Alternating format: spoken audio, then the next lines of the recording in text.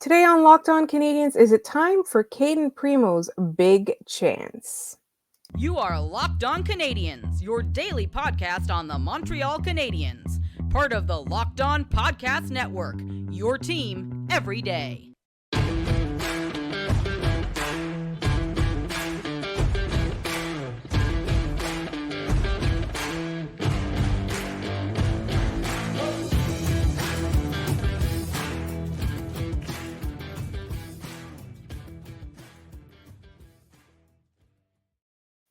Hi there, everyone, and welcome to episode 981. Today's episode is brought to you by FanDuel. Make every moment more. Right now, new customers get $150 in bonus bets with any winning $5 moneyline bet. That is $150 if your team wins. Visit FanDuel.com/lockedon to get started. My name is Laura Sab, also known as the Active Stick, and joining me as always is Scott Matlev, Habs Eyes on the Prize, and Scott has a brand new microphone. Scott, how are you doing? Well, I'm hoping this is picking me up properly because I haven't fully played around with this yet. So I want to test something because when we're recording this, so there's a mute button on the bottom here, but it doesn't mute me in StreamYard. So I'm gonna hit the mute button and try and talk. And Laura, I need to tell me if you can still hear me or not. Okay, good. No one can hear that I said I have bad takes all the time. So I did get a new mic for Christmas. Not that my old one was bad, but I wanted to upgrade a little bit more here. And also sometimes if you're watching this on YouTube, you can see that it changes colors, which when you have like an attention span this big is a problem. But I am glad my co-host is back. Laura took last week's episode because I had technical problems, and I took yesterday's because I had the day off. So what are you going to do about it? Yes, you decided to give me a day off from the podcast instead, and I too am very excited. I will be getting a new setup, time TBA, but I will be having like a whole setup with like soundproofing and a new mic and new headphones and everything that's coming hopefully very, very soon. In the meantime, not for Christmas, just it's down the line somewhere. In the meantime, I just want to remind everybody before we get into the meat of this podcast that we are available wherever you get your podcasts as well as on YouTube as part of the Locked On Podcast Network, where you get your team every single day. All right, Scott, the Canadiens or the Montreal Canadiens are going to be hosting a 20s night, or do I have this right? Are they going all the way back in time to the 1920s, or are we talking about like the 2000s? What's going on? Well, if we were going back to the 20s, the Toronto Maple Leafs would have an actual chance at winning the Stanley Cup. We're not dialing it that far back. The Canadiens announced 2 different theme nights for January. The first being Pride Night, their annual Pride Night they do one every year.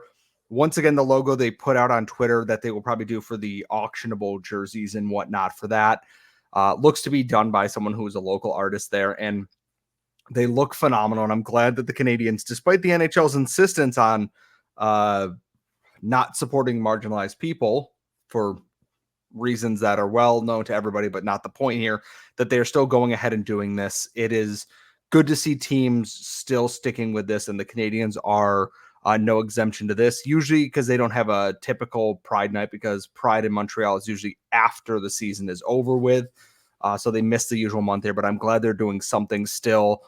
And the other night is 2000s throwback night, which for you and I makes us feel tremendously old, because it was calling the 2000s a throwback feels a little bit mean somehow. And my first thought was 20 years ago. yeah, 23 years, almost 24 years ago. Just, I had so much hope and serotonin back then. It was great. I'm interested to see what they do with this, because I'd love it if they did a whole series, like once a month was a throwback game.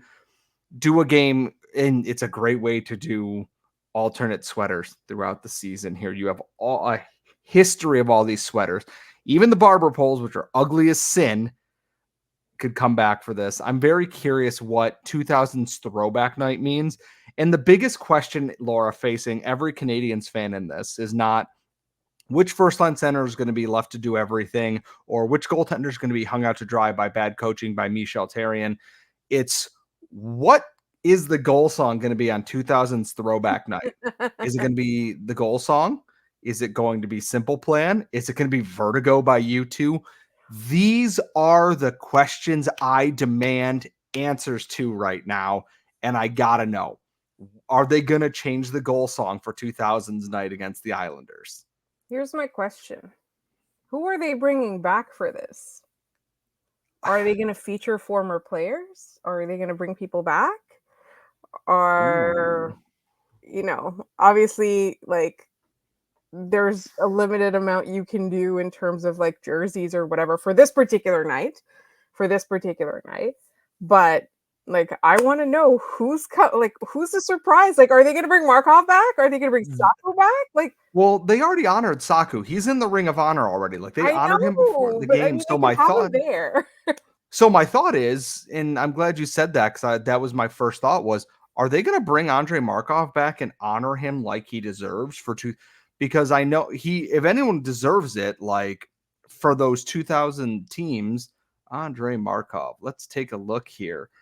There's no one probably more deserving. Yeah, because he was a Canadiens player 2000, 2001, some games with the Quebec Citadels, 2001, 2002, to 203, 03, 04, lockout, 05, 06, 06, 07, 07, 08, 08, 09, 09, 010, etc. He was the guy there on teams that did not have a lot. The only other people could be Mike Komisarek, Sheldon Surrey, Chris Higgins, Craig Rivet. You want Chris Higgins to come back because of Chris Higgins' ridiculous abs, which fair, like I'm not against it, but they've already honored Saku. It makes sense that if they're going to do this, Andrei Markov or someone even like Mark Straight, because it is a game against the Islanders, so it wouldn't make sense. He would make sense as like a fun person to have there, but if they're going to honor somebody on Throwback Night, it makes far too much sense to either be Jose Teodor or Andrei Markov. Those are the only two names that I think I would be willing to accept in that time frame, given that Saku already has his honorment with this team here. Right. And the other thing too is that, like, are they doing this as like honoring, or are they just going to strictly concentrate on the fun? Like, that's the big question here. I should actually take a look at that because I think it seems like it's strictly going to be a fun thing here, which is fine. Like, the team is allowed to do that. It is their choice. But I would love to see. Right now, it looks like it just has tickets for it. So the first 10,000 fans get a retro fanny pack there, which I assume will be filled with Lord knows what. They haven't put any details on what is entailed for both Pride Night and the throwback 2000's Throwback Night against the Islanders. Just that there are tickets available for that. So I hope date is the game, Scott?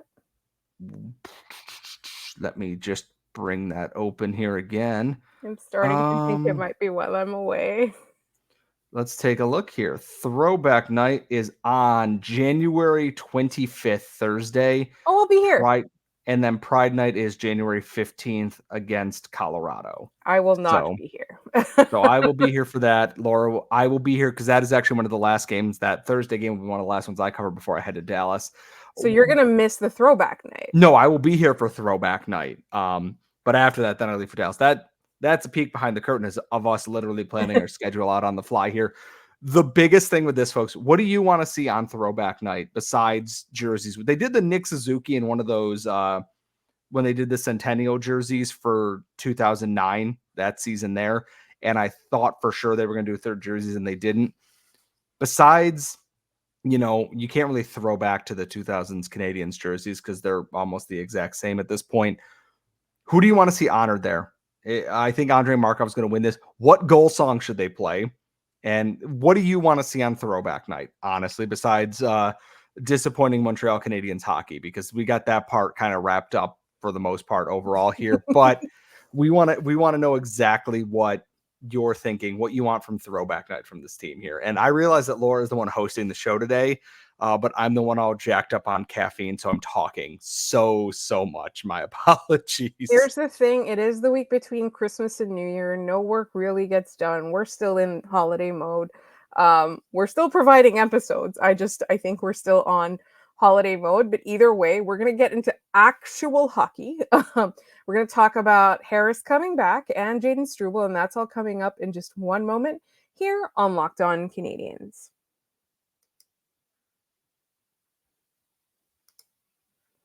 But first, this episode is brought to you by Sleeper. It is almost the halfway point in the season, and the Montreal Canadiens are kind of inexplicable right now. But regardless of where we are in the current standings, I want to remind everybody that you could win big by playing daily fantasy hockey on Sleeper, the official daily fantasy app of the Locked On NHL Network.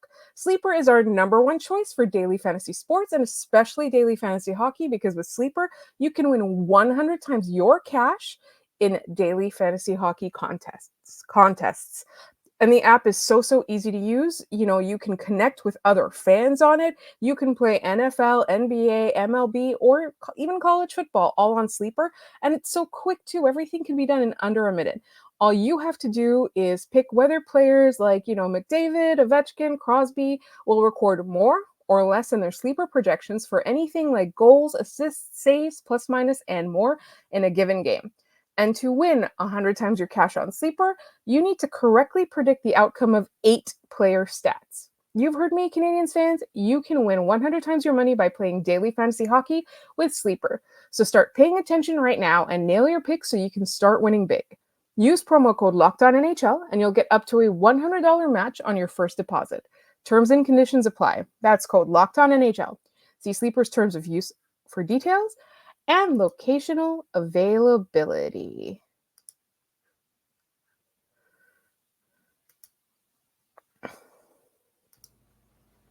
And we are back, and we're going to be talking about someone else who's back, and that is Jordan Harris, who is finally coming back. Our college prince is back. Well, one of them. We have a team full of them at this point, I'm pretty sure. So it's one of them is great. currently playing in Sweden. Hold on, I'm trying to do the math. Wait, which college prince is in Sweden? Is Lane Hudson not in Sweden right now? Oh, that's right. There's World Juniors going on. Hi, everybody. I'm one of your hosts for this show, and I forgot what. I had no idea what Laura was. Anyways, yes, so is Jacob Fowler. So technically, 2 of our collegiate princes are over in Sweden right now, doing hopefully nothing irresponsible. Jordan Harris is back. He was at practice today, and both Hattie Kalakash and I were kind of sharing a brainwave today, in that we were like, put him with Jayden Struble and let's see what happens. And they got to practice, and they were like, Jordan Harris and Jayden Struble are going to play together against Carolina. And I thought, wow, that's great. Why don't we just put Kaden Primo in the lineup and get that whole Beanpot group back together here? To which they went, hey, you know what? Let's start Kaden Primo against Carolina here. And I went, oh, okay. And someone in my mentions went, they are so close to being able to actually field an entire Beanpot lineup that if they were to bring Sean Farrell up and get Alex Newhook back, they would be one forward short of being able to field a starting lineup of everybody who's played in the Beanpot, unless they signed Luke Tuck magically for a game, which is not a thing that is going to happen at that point. But I love this. These are 2 players who have played together and I think play very complementary styles in that they are both able to carry the puck aggressively, can also sit back, kind of let things go, and know how to make a pretty decent first breakout pass. And the thing is, they've played together at Northeastern together. Jordan Harris is coming back after, I think, missing a month and a half with his injury. And the biggest thing is that, okay, who is coming out of the lineup defensively now? From what I can tell, I believe it was Luke Jelena who said that Emil Heineman will be going back down to the American Hockey League for this weekend. The Rocket have a 3-3. He'll probably meet them back in Laval. At this point, I believe he won't make it to Belleville because there's no direct flights into Belleville, Ontario. So I assume that he will meet them after that game, or they will send him down tomorrow, because I didn't see any news about that today. So I'm happy to see Jordan Harris back. I think he makes the defense a lot better. The question is who is coming out, and my first thought is it's got to be Justin Barron, just based on the quality of play recently. I don't love that because I believe in Justin Barron, but he's making it so hard with how poorly he's played on defense in recent games. And that's the thing. It's like he had a spate of games where he was playing really well, and then all of a sudden, he seemed to stumble once, and then he just like it had like a domino effect with the mistakes, and the way that he's playing. So it makes sense. It just makes me sad because at some point they're gonna have to choose out of these three players, and somebody's gonna always be the odd man out. And at this point, like I understand making that lineup decision, and I'm very curious to see Harris play with Struble, but like it's going to be really unfair if Struble gets sent back down. It's, Jordan Harris is not going to be sent back down. So the only other way for Jordan Harris is either to be traded. He's either going to be played or traded, and I don't want to see him traded ever, right?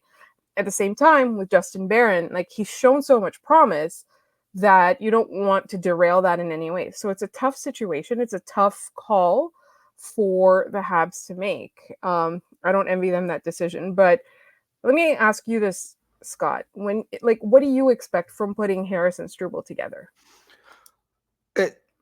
I think the politest thing, and this is going to sound terrible, and I don't mean to, I don't expect anything. I know what they are capable of doing, and that they can be a nice steadying presence, move the puck, and maybe collect a couple of secondary assists when playing together, because they're not the main driver play. Like Mike Matheson inserts himself into the play. Kaden Guhle is aggressive there. I think that, and Hattie pointed this out, is both of them have the same tendency in that one can sit back and one can go and alternate which person on that pairing is going to be that, because you don't want two players who sit back and the puck doesn't move forward, and you don't want two players who are going full bore and leaving the rear guard kind of exposed there. And my thought is Harris being the more steady of those two players. He wasn't Northeastern, and that was his game. He was the calm, cool, collected guy on the back end. And Jayden Struble is chaos and thunder and crashing and booming and all the cool crap. You make him sound like Thor. I mean, dude's got a body of a god. I say that as, someone who's happily engaged, but like, dude's got the body of a god. Like, let's be really honest here. My thought is let Harris get his game legs back underneath him, because they thought he might be able to play by Christmas. They obviously gave him a couple more of those games. And I thought if he wasn't ready to play, they would have said, you're going to go to Laval on a conditioning stint.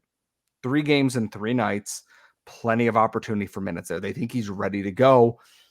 I think that that's going to be the third pair most likely, because you're going to have Kovacevic, Guhle, you're going to have Matheson, Savard, and then you're going to have Harris and Struble.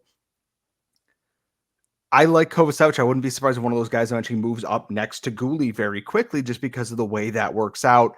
I think if they can provide quick, crisp zone exits where they're carrying the puck or getting it out, and limit the amount of time spent in the Canadiens end, because the Hurricanes are a very nasty team. We know that they are a cycling team, a heavy team there. And Kaden Primo has been good this year, at least good by his metrics at the NHL level. Carolina is a tough test. They're not a team that's going to be pushed around there, that he will have to be on his toes. He's going to put his undefeated road record on the line there. But I'm really curious to see if they hit the ground running, because if not, they can shuffle things around, and that's part of this season here. My expectation is just, be smart with the puck, get the puck out, even if it's off the glass. They're two very smart players, very well-positioned players who can skate very quickly and cover a lot of ground. I want to see if they can hold their own and maybe, make a case that some of these guys should move up the lineup and move Kovacevic down, or give Savard some easier minutes if it comes to that. But first game back, I wouldn't mind if one of them collected an assist each, or I'm not counting on it, but it would be nice overall, I think. No, absolutely. I think for me, it's more Kaden Primo, and I know we're going to talk about Kaden Primo in our third segment. Carolina is a team that plays really heavy, right? They're a very tough team to play against, and they have a lot of skill. It's just like, honestly, Carolina is a big test for any team. And so for me, like, I'm excited to see how the D as a whole fares against Carolina. And if they're able to at least give Kaden Primo some support in front of his net. And speaking of that, Kaden Primo in just one moment. We are going to talk about his big shot against Carolina, and that's coming up in just one moment. But first, this episode is also brought to you by FanDuel. The weather is getting colder, the days are getting longer again all of a sudden, but the NFL offers are staying hot on FanDuel because right now new customers get $150 in bonus bets with any winning $5 moneyline bet. That is $150 if your team wins. If you've been thinking about joining FanDuel, there is no better time to get in on the action. And listen, the NFL season is not going on for that much longer. And now is really, truly the time because the app is so easy to use. And there's a wide range of betting options, including spreads, player props, over-unders, and more. So visit fanduel.com/lockedon and kick off the NFL season.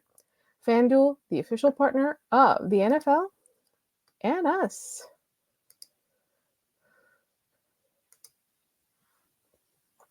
All right, Scott. First of all, I really quickly have to apologize to the listeners for my voice right now. I don't have a cold or anything. It just feels like my sinuses are being sandpapered, which is a great image for you guys. This weather going up and down is really, really rough. So I do apologize for my voice. But what I don't apologize for is I'm so excited to talk about Kaden Primo. Like, I feel like last season, all we did was like be disappointed about Kaden Primo. Yeah, so here's the thing: as I said, we were going to do 3 up and 3 down in this episode, and as I was putting the show notes together today, I kind of realized there's not really much to be upset or disappointed by, and I thought we would focus on some of the good stuff going in the end of this year here. Kaden Primo had an up and down season last year, got it together for Laval when it counted the most down the stretch. Again, played really well. And then this year came in, it's like he's eligible for waivers and he's likely to get claimed, at least as far as, all the rumors go from insiders and whatnot.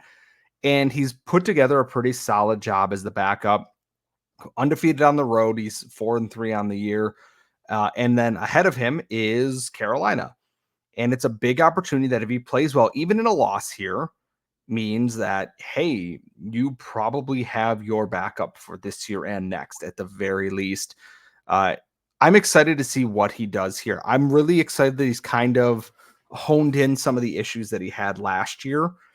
And this is his big opportunity. This is his moment to really kind of claim that spot. The roster freeze lifts tomorrow at 9 a.m., I believe it is, or noon, one of the two. So you'll see a flurry of moves on that. I'm not expecting anyone to get traded because Martin St. Louis announced that against Florida and Tampa, Jake Allen and Samuel Montembeau played those games. So they're not trading a goalie anytime soon at this point.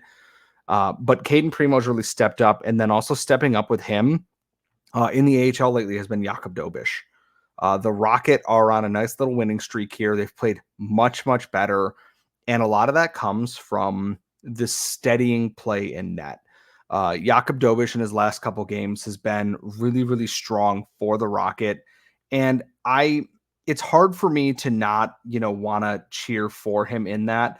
He's faced a lot of shots this year. He's faced, let's see here, a lot. So, but in his last couple games here, he's 3-0 in his last handful. It might be 4. Yeah, he's 4-0 in his last 4 starts here. 25 saves against Hartford, 42 against Lehigh Valley, 27 against Syracuse, 24 against Wilkes-Barre Scranton there, while posting save percentages of .962, .933, .931, .923. And the game before that he lost to Hartford in overtime, .923 save percentage after getting lit up for 4 goals on 7 shots against Abbotsford. He's starting to put together a lot stronger performances. It's just that his start of the year was so tough that he's digging himself out of the hole right now. But he's gotten much, much better playing with confidence. I don't know if that's having the veteran Kazimir Kaskisuo there to help or not, but young goaltenders overcoming some hiccups and some loud doubters, myself included, in some things here is a good thing. And I'm really happy to see Jakub Dobish kind of finding his footing. I'll be interested if he can get back over the 900 save percentage part just based on the hole that he was dug into. But if he keeps playing like this, it makes things real interesting in a couple of years when they start looking at goaltenders in this organization again. Let's be honest, things have been interesting in terms of goaltending this season as well. Like, how many times have we asked ourselves, like, or said, something's got to give, can't make a decision. You've got three goalies. Like, what are you going to do with one of them? So it's been a question mark really since I think Carey Price proved not to be as durable as we wanted him to. And I think, it's going to be interesting to have some questions answered. I was curious, Scott, about Laval as well, just in terms of like they were on a break as well, and now they're playing 3 games in 3 nights. Is that correct? As they Yes, often do. they are playing the 28th, 29th, and 30th to end 2023. Going to be a busy stretch here. I think we'll see Kaskisuo suit up for the first time. You may see Straussman start a game, but I think they will go Dobish, Kaskisuo, Dobish in these games here. The team coming off a little bit of a break there for going into Christmas has looked a lot better. Some of the losses are frustrating, but the efforts overall are getting better in these games. And it's noticeable that when Dobish is playing, the team is performing better. And Straussman was the guy they brought in. He won the backup job over Zachary Amond or Joe Verbatic or whomever else. And they went, okay, these are our guys. And then Straussman was not the guy. And that's okay. He's on an AHL contract. That's just fine with that. And you're seeing more now. The team is a lot healthier. They got Leah Sanderson back. They're going to be getting Emil Heineman back. They got Sean Farrell back. And the team just looks much more dangerous when it is not just, hey, everything goes to Joshua Waugh right now. Brandon Giniak's having a career season. Gabriel Bork will miss the game against Belleville on Thursday because he is ill. But if they get Emil Heineman back, potentially net positive just on the offensive side of things, there's a potential that they can really, and I keep saying potential, but that's the word here. They can really, make some noise the second half of the season. If they keep playing like they have in their last handful of games, this is not a team I think you want to face down going into the nitty gritty of the season. This is a team built for those kind of tough situations like that. They just got to get there first. And speaking of not underestimating your opponents, what do you think Kaden Primo needs to show us in the next game in order for us to have a little bit more confidence about his future? Just keep making saves. Even in games that he hasn't won, he keeps making saves. The game against Vegas where they got inundated, I don't think you can blame Kaden Primo for a game where the defense just didn't show up in front of him. He's done a strong job holding the fort when he used to kind of wilt and fade under that pressure there a little bit. And now he's taken that step forward that he is, I can calm this game down. I can slow the pace down to what I need now. Sometimes rebounds and positioning, a little bit of an adventure, but what goaltender doesn't have that? If little bit of an adventure. A little bit. He's not as bad as some of the things we've seen in net, but if he can just kind of keep that composure and everything and show the basics that we loved with Carey Price, that the positioning, the economy of movement, making, saves look easy, I think he's going to be fine. I don't know if the Canadiens are going to beat Carolina. They've struggled against them recently. And, backup goaltender, first game after the holidays, it's going to be sluggish. If Kaden Primo can just put together a solid performance, even in a loss, I think I'm okay with that. If he can keep it above 900 against a good Carolina team, happy. That's about all I can really ask for in that. And that's about all we have for you today. No, because I had to talk about this because I am so mad that the Winnipeg Jets did something smart and fun. Yes. Oh my God, I'm so sorry. I forgot, Scott. And I absolutely hate that they did this. So for everyone who's been on the internet as long as Laura and I have, everybody remembers Epic Sax Guy, who was from Moldova in Eurovision, which I did not know. But he's the guy who plays the saxophone and hip thrust, and it's everything, and it's this really catchy tune. For whatever reason, it has come back into the mainstream a little bit because somebody took the Squirtle from Pokemon, put sunglasses on him, gave him a saxophone, and had him do the dance to the Epic Sax Guy song. And the most annoying thing in the world about this is that it caught on with one NHL team, and it was the Winnipeg Jets, who now use it as their like in-game ops kind of thing. And the Jets fans have adopted this, and I'm like, no, you shouldn't get nice things. I don't like this.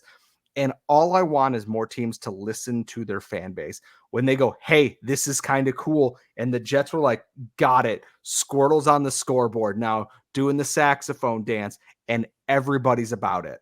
It's all I see on Twitter when it pops up now, which tells me I either follow too many Jets fans or it's too far into the mainstream. I want more cool things like this. Listen to your fans. I am telling you, please listen to your fans when it comes to in-game entertainment and other things. It makes all the difference in the world.